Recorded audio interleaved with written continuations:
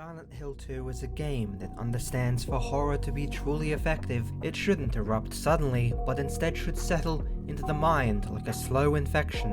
It begins with unease rather than fear, with discomfort rather than panic, and with the creeping realization that the town is not as empty so much as it is patient. From the first step you take, the game establishes that you are not merely exploring a place, but entering a psychological space that will not let you leave unchanged. You are not being hunted yet, but you are being watched, measured, and quietly prepared for what is to come. Silent Hill 2 wants you to feel small, unsure, and increasingly vulnerable the longer you remain within its borders. Horror here is not a spike of adrenaline, but a sustained pressure that refuses to ease. Streets seem to loop unnaturally, monsters appear with symbolic intent rather than narrative logic, and locations feel less like places and more like emotional landmarks. The player is not simply guiding James through his descent, but actively participating in his denial by continuing forward. In this way, Silent Hill 2 implicates the player, making them complicit in the very avoidance that fuels the horror. Every element of the game, from its narrative structure to its sound design to its environmental storytelling, works in service of the same emotional objective, creating a cohesion that few games have ever managed to truly achieve since. Silent Hill 2 does not scare the player for amusement, nor does it seek to overwhelm them with constant terror. Instead, it invites the player to sit with discomfort, to question their assumptions, and to confront the unsettling idea that the most frightening truths are often the ones we refuse to acknowledge. It is horror not as entertainment, but as a confrontation, and that distinction is what truly makes it timeless. Silent Hill is not a haunted town in the traditional sense, defined by an external curse or a singular malevolent force, but rather a reactive space that reshapes itself in response to the psychological burdens carried by those who enter it. The town does not impose a uniform horror upon everyone, nor does it operate according to consistent supernatural rules that can be deciphered and exploited. For James Sunderland, this manifests as a landscape dominated by decay, illness, and abandonment, where hospitals loom as monuments to suffering and apartments rot from the inside out. These spaces are not chosen at random, nor are they merely evocative horror settings, but physical expressions of suppressed memories and unresolved guilt. James arrives in Silent Hill claiming to seek answers, but the game quickly reveals that what he truly desires is not truth, but absolution without accountability. He clings to the impossible premise that his deceased wife has called him back because it allows him to postpone confronting the reality that he himself has buried. Locked doors and blocked pathways become more than gameplay obstacles, taking on symbolic weight as representations of James's refusal to confront what lies behind them. The horror emerges not from sudden danger, but from the growing awareness that something essential is being avoided. Silent Hill weaponizes denial, stretching it out and deepening it until it becomes unbearable. The longer James resists acknowledgement, the heavier the atmosphere becomes. The supporting characters James encounters further reinforce the idea that Silent Hill functions as a deeply personal mirror rather than a universal hellscape. Angela's version of the town is defined by suffocating heat and endless fire, reflecting a life shaped by abuse and inescapable trauma. Eddie experiences Silent Hill as a place of ridicule and persecution, where his paranoia and resentment are constantly validated by the environment around him. Laura, untouched by guilt or self-loathing, navigates the town with a clarity that borders on indifference, seeing little of the horror that defines James's personal experience. These differing perceptions underscore the central truth of Silent Hill 2. The town does not create suffering, but instead chooses to reveal it. Trauma becomes geography, memory becomes architecture, and emotional pain is rendered tangible. Silent Hill is not malicious, but brutally honest, and that honesty is far more frightening than any traditional monster could ever hope to become. By framing its setting as a psychological construct, rather than just a static location, Silent Hill 2 achieves an intimacy that few horror games have ever managed to replicate. The longer James avoids the truth, the more oppressive and distorted his surroundings become, escalating the horror without ever resorting to spectacle. Punishment in Silent Hill is not random or cruel for its own sake, but instead is precise, targeted, and deeply personal. This precision ensures that the horror feels inescapable because it is rooted in the self rather than the environment. In Silent Hill, there is no running from who you are. The monsters that inhabit Silent Hill 2 are not designed as conventional enemies meant to challenge reflexes or reward mastery, but are instead symbolic manifestations of internal conflict that communicate the meaning through their very existence. Each creature feels less like an independent threat and more like a distorted fragment of James's psyche given physical form. Their designs are deliberate, uncomfortable, emphasizing vulnerability, restraint, and dysfunction. Rather than raw aggression or visual excess, movement is awkward, attacks are clumsy, and encounters often feel intrusive rather than exhilarating. Violence in Silent Hill 2 is stripped of power, fantasy, forcing the player to confront the discomfort of engaging with these creatures at all. The game ensures that combat never becomes routine, because routine would dull the symbolic weight of these encounters. Every confrontation is meant to unsettle, not just through danger, but through implication. Pyramid Head stands as the most iconic embodiment of this design philosophy, not because of his imposing appearance alone, but because of the psychological function he serves within the narrative. He is not a villain driven by malice or ambition, nor is he a persistent stalker meant to generate constant tension. Instead, Pyramid Head operates as an executioner, appearing at moments when James's guilt intensifies, and withdrawing once its purpose has been served. His presence signals escalation rather than surprise, marking key points in James's psychological descent. Pyramid Head represents James's unconscious desire for punishment, a manifestation of self-inflicted judgment that James himself cannot consciously articulate. He does not chase James relentlessly because his role is not to kill indiscriminately, but to witness, to remind, and to enforce a sentence James believes he deserves.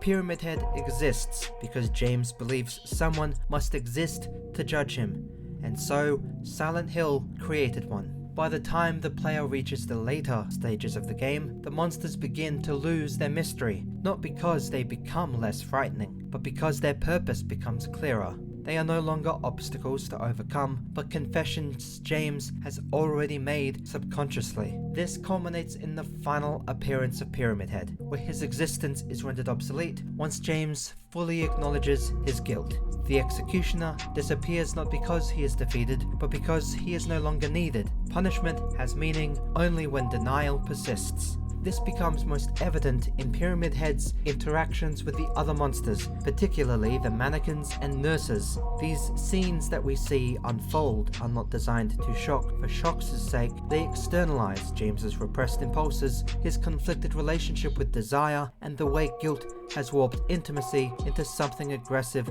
and punitive. Pyramid Head's acts are not separate from James's psychology. They are extensions of it, dramatizations, thoughts James cannot bear to acknowledge. The town does not punish James directly, it forces him to watch him do it to himself. In this way, Silent Hill 2 redefines what monsters can represent in interactive storytelling. They are not embodiments of external evil, nor are they metaphors delivered through exposition. They are emotional evidence, woven directly into the mechanics of play. Every attack, every grotesque animation, every uncomfortable encounter serves the same purpose: to confront the player with the psychological cost of repression. The horror is not that these monsters exist, is that they exist because of James. Silent Hill does not ask the player to survive the monsters, it asks them to understand why they were created in the first place.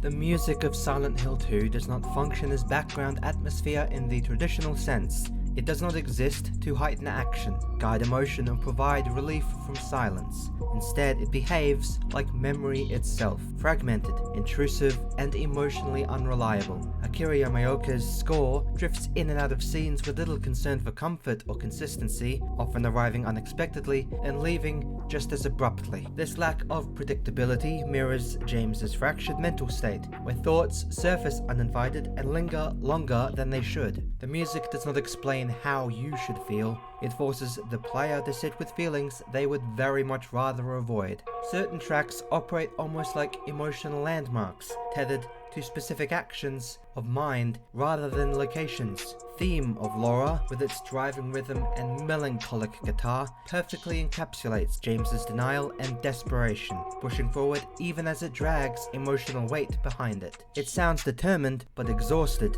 mirroring James's obsessive need to reach Mary without fully understanding why.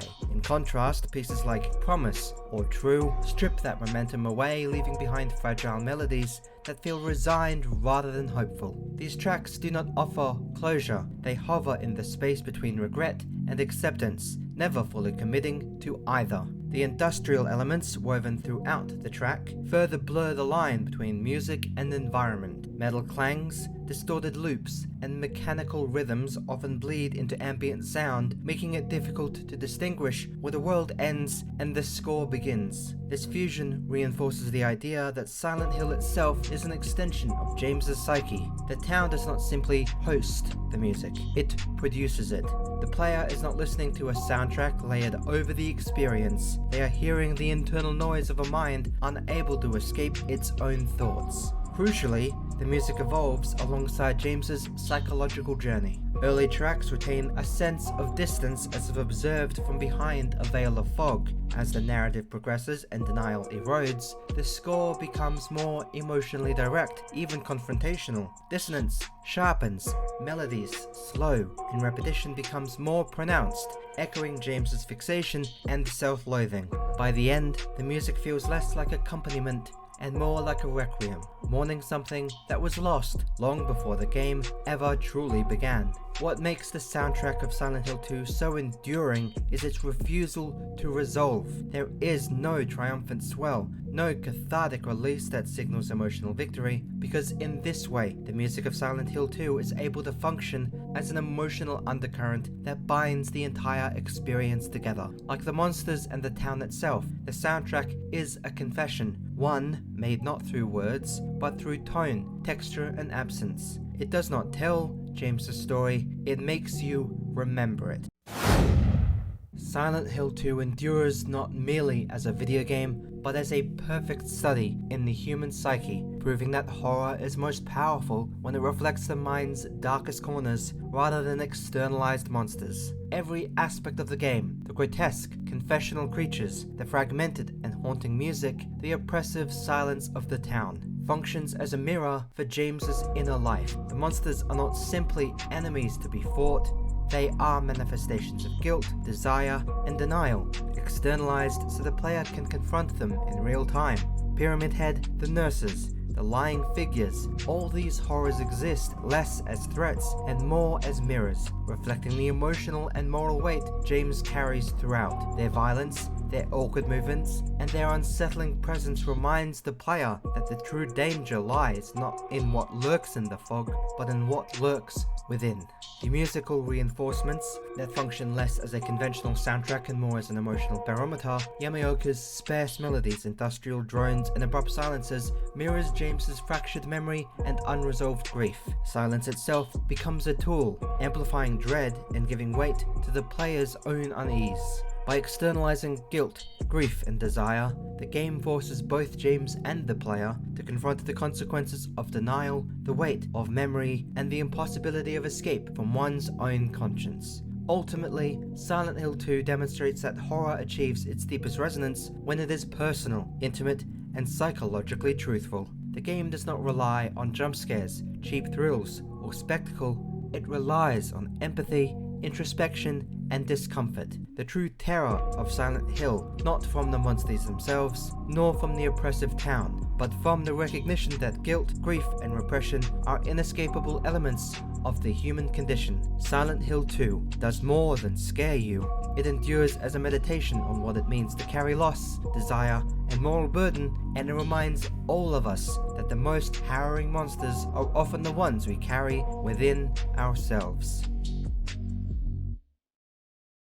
Oh, I track all my love.